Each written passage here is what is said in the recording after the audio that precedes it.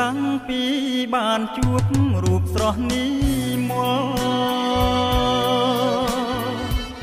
បងសែនខ្វាយខ្វល់គេងមិនលំទេ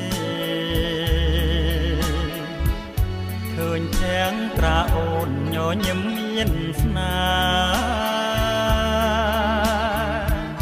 ល្អដូចដួងខែរះក្នុងភ្នែកបងកៅកុំប្រកាន់ក្រវ៉ាន់តងមាសបងស្រឡាញ់ណាស់ណាស្រស់នួនល្អ